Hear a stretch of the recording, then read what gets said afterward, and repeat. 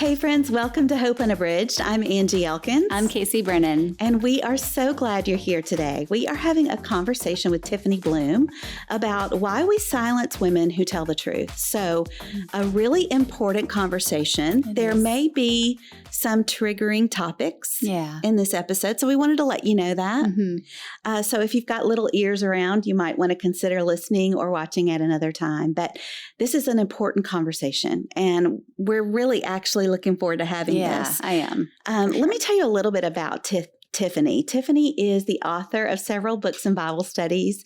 She's the co-host of a podcast called Why Though. She leads an engaged audience online and is committed to encouraging people of faith.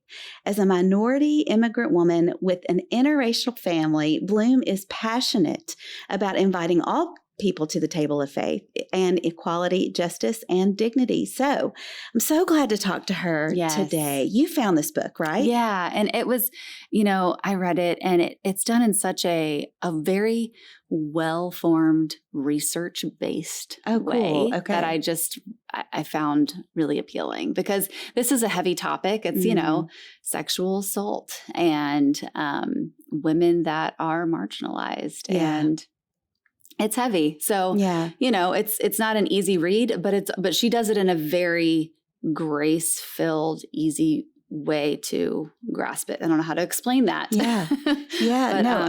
It's great. And so the book is called Pray Tell, and it really is about women sometimes being preyed upon, losing their voices. And we are recording this just days after the interview with Harry and Meghan. So we'll probably bring that up when we talk to Tiffany.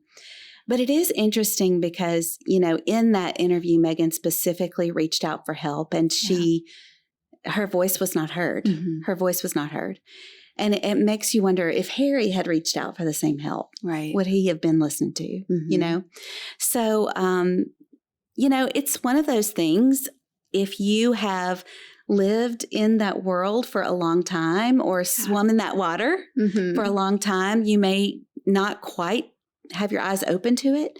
I know it probably happened later in life for me. That I really became aware of how women really are silenced, even though it's happened to me. Right. Oh, it's happened to me too. Right. Yeah. So I'm excited to have this conversation. Me too. What was one of your favorite things about the book? Really all of it. I mean, I you know me, I'm a highlighter of books. Yes. And I highlighted a lot of it, but I think, she drives it back to biblical scripture so much throughout the book. And I really appreciated that. Yeah.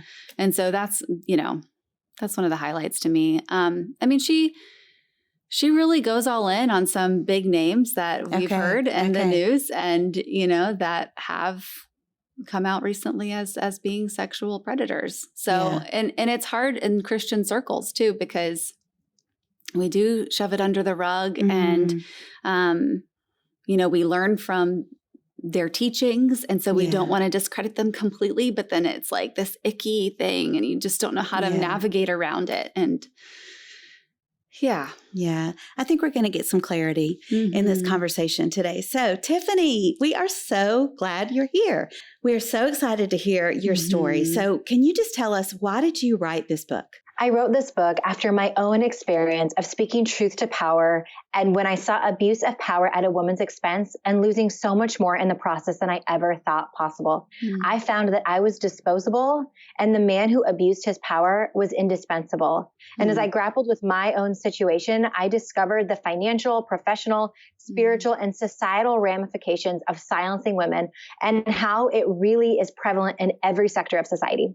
Yeah. Wow. How did that affect you personally? Like being on that end of things, that I'm sure that was a hard thing to walk through. Absolutely. And in my situation, I was a bystander. I wasn't the one who encountered victimization. I was the one with an ethical dilemma, wondering if it was my role as a woman who had witnessed impropriety to speak up. And so it really took some time. I'll be completely honest with you, but had a supportive husband and really believed that doing the right thing is also doing the hard thing sometimes. And that I had to honor the loyalty to my convictions over loyalty to a broken institution. Oh, wow. yeah. That is so good. Man, that's so complex though, right? And so packed. I wonder too, we question ourselves like, or we even consider that we are being loyal to our convictions, or loyalty to the institution is good, right? So like, I don't know, how did you, what was the deciding factor where you were like, I'm coming forward with this? I know I've got to.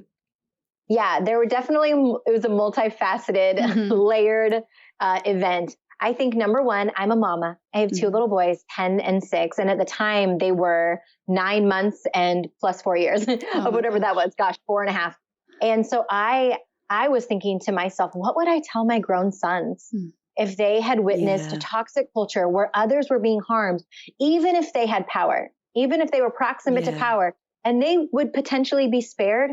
What would I encourage them to do? So I think that there was that, just setting that example for my sons.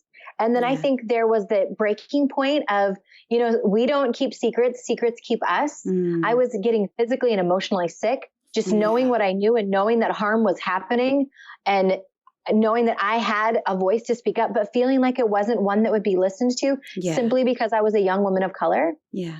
And truly seeing how others were harmed, knowing that, silence demands nothing of us.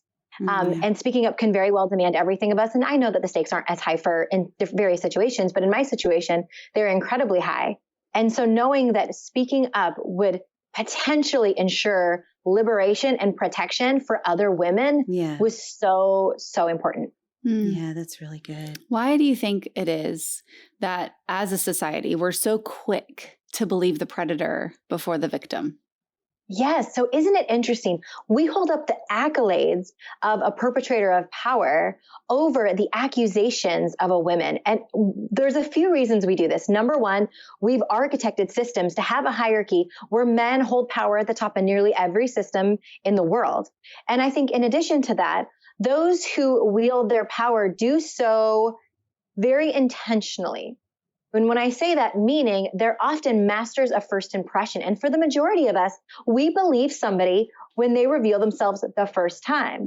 And we will often employ confirmation bias. We will look in our own brain, looking for experiences or evidence to support that man or what he's done. And it's very hard to believe that someone who's benevolent, generous, or kind would also be capable of abusing their power and subjugating women. It's a very dissonant understanding. And so we'll often revert back to, look what this person has done. He's done so much good. Surely that can't outweigh any bad. And we have to be able to see people as whole beings, right? Capable of both good and bad.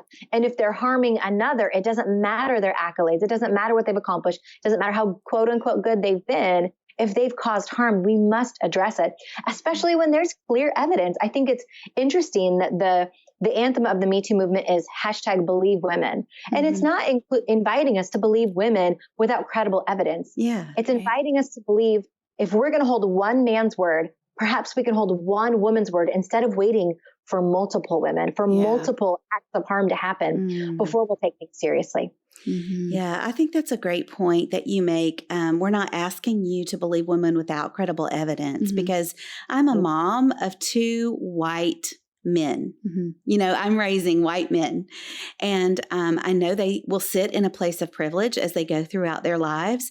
But I also, I don't want them to be in a place of getting accused of something they didn't do. But I know that you talk about the percentage of false accusations is much lower than we actually think it is. So talk about that a little bit.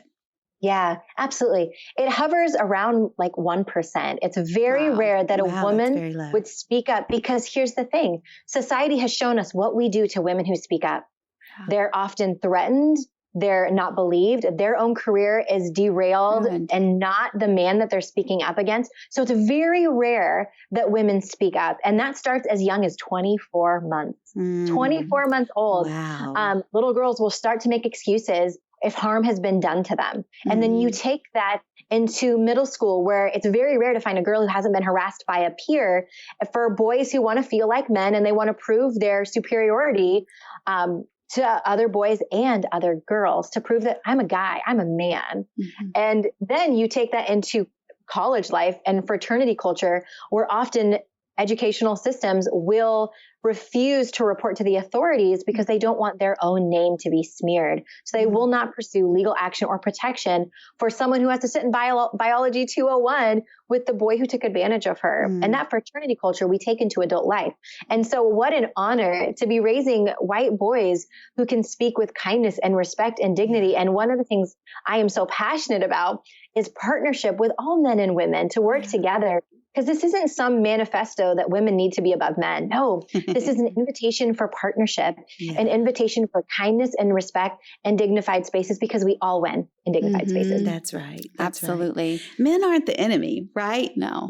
No, they're great. Yeah. It's a society. It's a culture that we all live in. And we've got to recognize it first before we can change it. I love one of the we were just talking before about what I loved about your book. And I love that you bring it back to scripture so much and give scriptural and biblical references.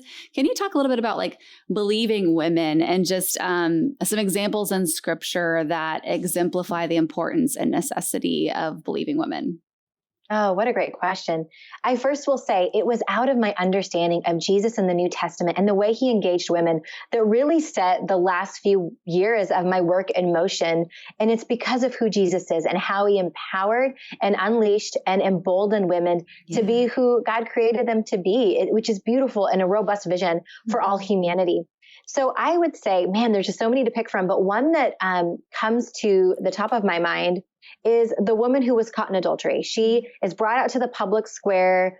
Who knows if it was a setup that she was sent to that man's house? We don't know. We can only conject what that might be.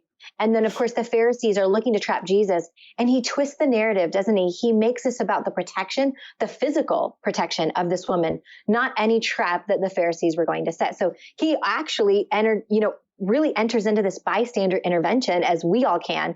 He sees the situation. He inserts himself physically between those who would cast the first stone and these women. And then he addresses them first. He writes in the sand, who can cast the first stone among you? Yeah. And then after they've left, not in front of them, but after they've all left, then he dignifies and has this beautiful conversation that is rather short, but rather powerful. Go and sin no more. He doesn't say you did this, this, and this. He sees her. He protected her physical body. Her physical protection was first. And then her spiritual encouragement and education was second. And so this holistic understanding of who Jesus is and his place for women is just outrageously powerful. When you think of our role in our modern day, we can look back to how Jesus encountered them. And then, of course, Mary Magdalene at the tomb. Now, remember, she went and got the disciples. They came, they searched around the tomb to see the body's gone. And then they went on their way.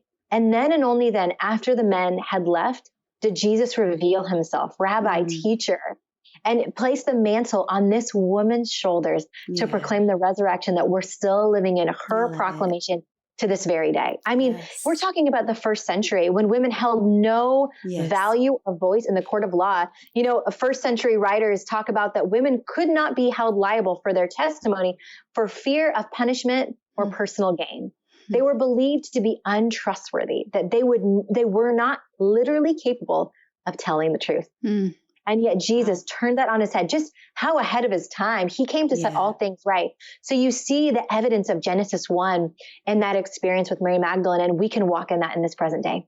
Oh, I love that. And you say, I just lost my train of thought. What you were saying about Jesus making all things right. And do you think that generationally that we've still held to those truths of like women don't believe women. They're not trustworthy. That's exactly what I was going to say. Yeah. It's how have we gotten it so wrong when Jesus modeled it so beautifully?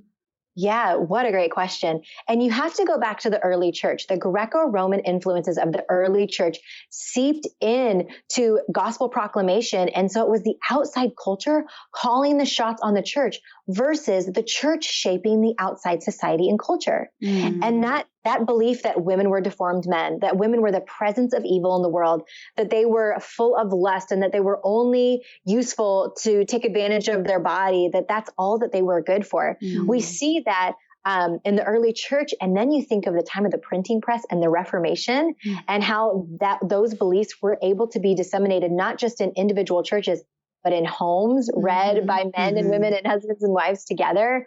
And so there's subjugation there. And then you look all the way fast forward to the late 80s, early 90s of the purity movement after the sexual revolution of the 70s.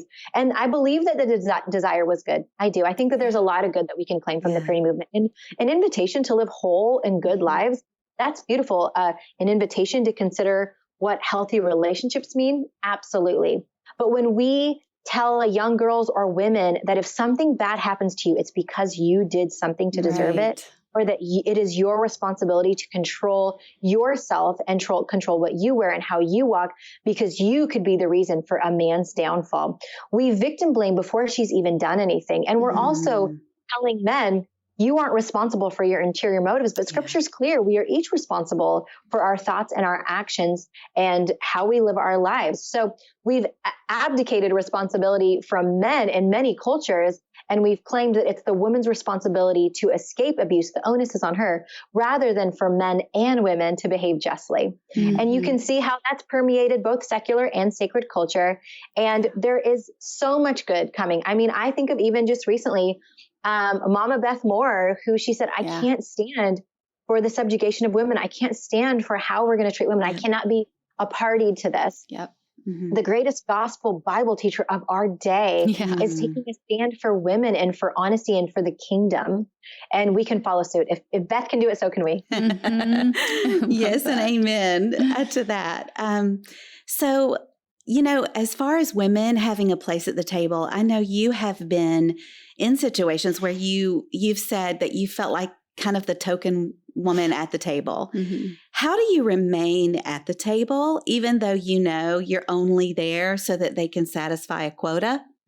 Oh, wow. What a great question. My goodness. Well, I will first say I'm an optimist and I believe in my aptitude and my skills and my gifts and my abilities. And I know that they've been hard earned, and I have worked hard to get where I'm at. And also at the same time, I've been aware that I've only been invited in rooms, just as you said, to fill a quota, to appear performatively meeting the needs of what society is telling. And the problem with that is they'll often have one woman, right? They won't have multiple women. There isn't that equality of people at the table. It'll be one woman to say, look, we empower women. And so all the pressure is on that one woman to conform to the majority agenda or the majority narrative of the men in the room because she wants to stay in the room. She does want to have a voice. And that's a good thing. But the hard part is when she feels censored only to appease the gatekeepers or whoever let her in. So I think it's this balance. It's this tension to manage of both showing up and bringing all of your aptitude and your assets and your skills and your goodness to the table. And at the same time, constantly pushing for more women to join you at the table, because it can get dog eat dog when you're the only one. You're so worried you could lose your slice of the pie if other women are invited, or like, well, if they invite her, does that mean I'm booted off the island? And it's this reminder. And that's patriarchy, right? That's a patriarchal point of view that would think that we can only have one woman. So it's really breaking that up and realizing it is my prerogative as a woman with a position to invite other women to the table, and that we can all rise together, and that we can all work together in partnership, not in an antagonistic fashion with men. Oh man, I love that. I think it's good because I had a conversation with some men recently who really took a stand for something, I guess, pro-woman, and became frustrated and just really wanted to walk away from the table. Just like, forget it. I don't want to be part of that. Out. And for me as a woman, I just thought, no, don't lose your place at the table. Like, why would you give up? You've already gone in with your voice, like stay there. And so I do feel like women can appreciate staying at the table a little more than men can, because they're always invited. Wow. Yeah. And there's going to be another table that will welcome them. And for us, maybe not the case. And so finding good men to speak up, I think in my own life, I'll be completely honest, some of the most informative, impactful men in my life have been my mentors. And in fact, when I decided to speak up and speak truth to power, and knew that I would lose a lot in the process and a lot of people would be caught in the fire. I called a mentor of mine, and he said, we have to do something about this, not you have to do something about it. He entered himself into the situation, into the issue, to be a partner, to be an ally. And I love that. I think there's times to dust off your feet, and there's times to stay and fight. And it's knowing when those times are that can be tricky, but necessary. Yeah. I want to share a quote that just really stuck out to me from your book. But it's, in our right mind, none of us would share anything that would invite harm on ourselves or the people we care for. We would rather live with secrets than find out what happens if we tell the truth. Can you speak to that a little bit? And especially, I have a young daughter. So I wonder, like, she's learning a broken narrative from an early age, because we're all born nurturers, right? And like, we don't want to, like, we carry those secrets and we carry them well. And it's just my biggest fear that will happen to her. She'll carry that secret. You just talk to that a little bit. Yeah.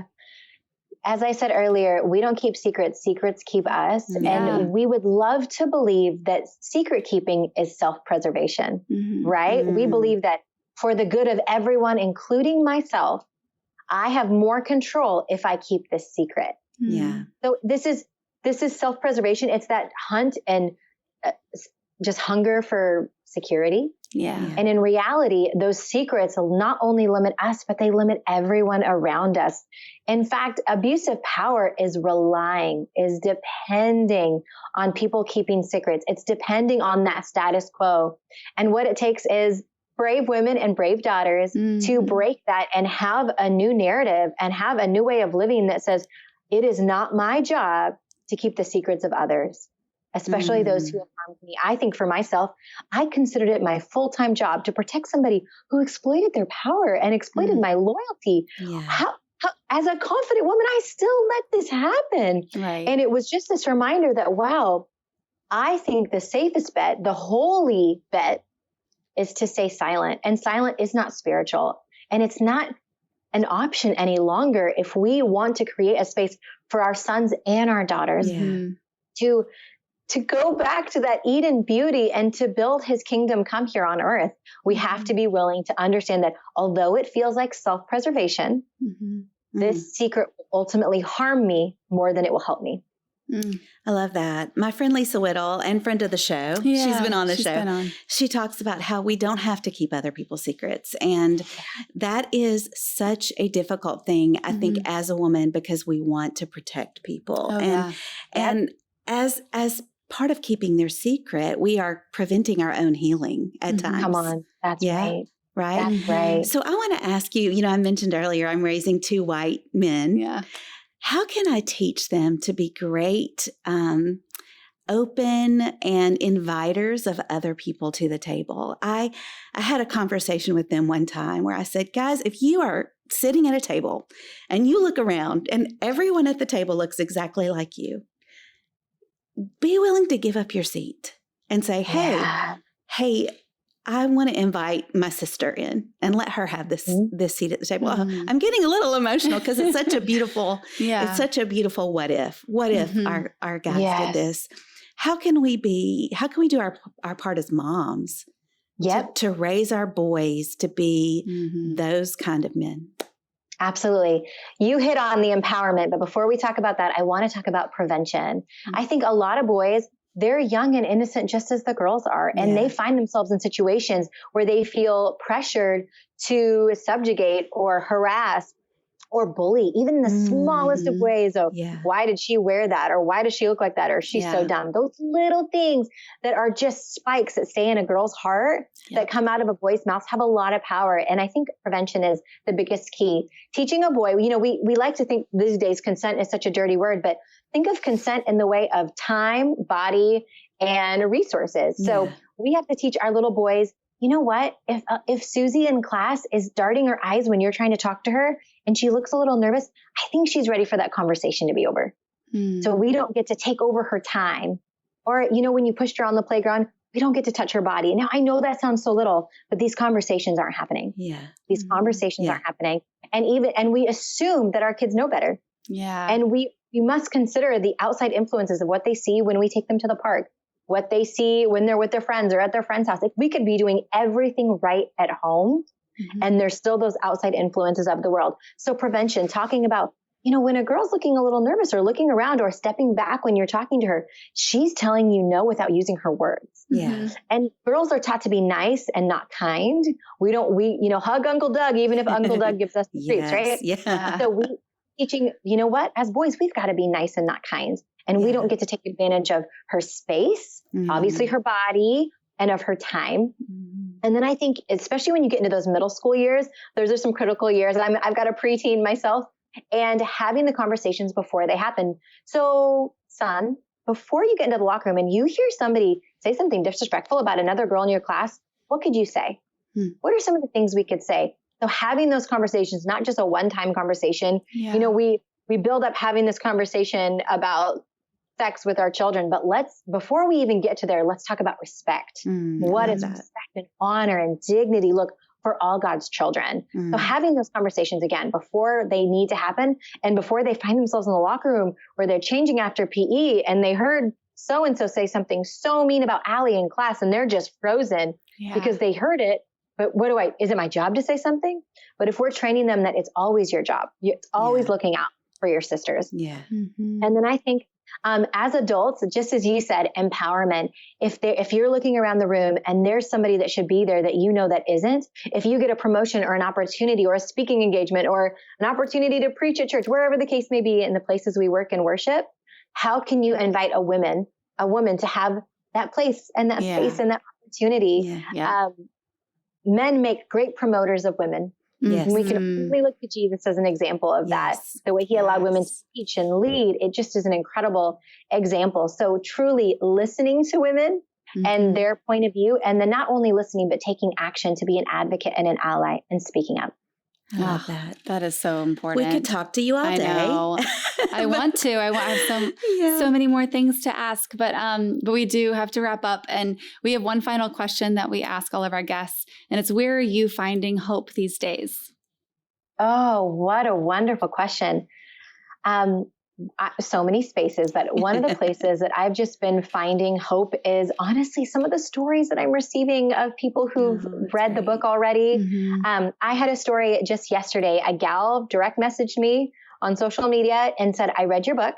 I told my mom what happened to me in high school and we're pressing charges against my former high school principal. That's amazing. Wow. Yeah. That's so powerful.